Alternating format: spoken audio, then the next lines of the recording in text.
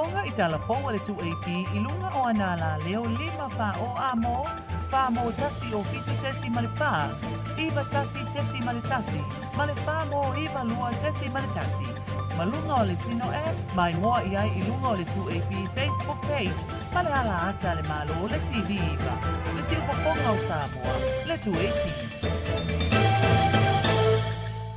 Tala falava usi mai alau whaafofonga I Talafou alau le tio le si ufofonga o Samoa le 2AP. O le awhaia le tû'uga fautasi o le whaamanatuina o le ono sifurtausaga o le atunuu.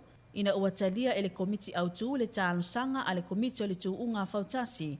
E pei ona taʻitaʻi fono ai le komisina o leo falepuipui ma le ola Soifua taʻina ia au apa'aulogo I tino Filipo. O le kulaga lau ai o lau kalia komiti whaauau o le kuunga faupasi. E nā o le tolu fautasi ua mai au na restala mo le tû'uga, lua mai upolu ma le tolo le tamauli mai salafai.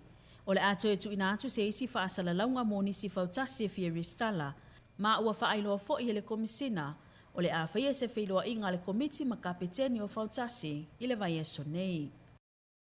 Ua fautuaina le komiti o tupe maua ma tupe totongi le Faletupe o Atinae, ina ia Māta'itû nonogātupe tagata Tuto'atasi ma pisinisi, e le o toenga fatia le tutongina o ai Talafou, ina ia tuli loa, e totongi a lato pāleni tu'ua, pe ato e solonga manuia tūlanga o tamau ainga, pe ato e Tatala vavau, ina ne imanatu o se alofanga, a ia whaamae a tutongina o lato nonogātupe tu'ua.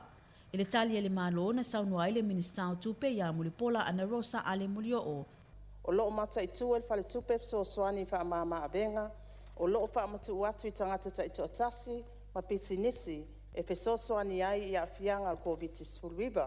O loo whaamuamua le Faletupe le tutuliloa tupe tutongi, mo nonogātupe ma tupe tu'ua.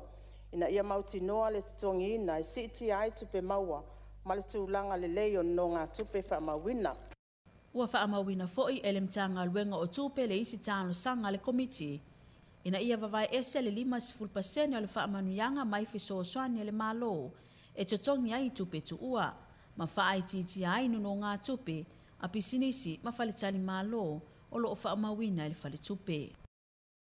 O le auaunaga o Talavou ma komiti Atinae e mawhai ona lato fuaina suka ma le toto maualuga o tagata I tutonu o le nuu, ma li poti tutonu o falemai whaetu malo. O se tāsila o polokalame ua whaatino le Soifua Maloloina, I tua I nuu mafioanga, ina ia fesoasoani, I tagata ua leva o na suka ma toto maualuga, ai le o siaki na I le falemai. E ova le ono se lau tangata, ua te tauna o mai e whaamatot peita, e le mawhaina na o mai nā tangata. Se iwanga nā ua o le mea hore le taimi ua stroke, ia po ua whaina tere, ia whantoa o mai le, ia au pangati. Peitai, e iai au wala e mawhai o na whaatino, e pui ai nei whaamai. Ia lai li Galulue faatasi o awhioanga ma le Soifua Maloloina, ma li poti whaamaunga.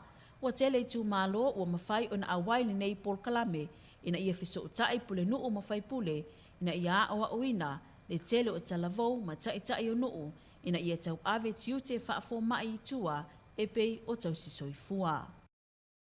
Ua si itia le auaunaga le whaalapotopotonga whaaputunga tupe Samoa ina ua whaongaina se tasi o polokalame fou, e pei ona tatalaina le awhiawhia na nafi.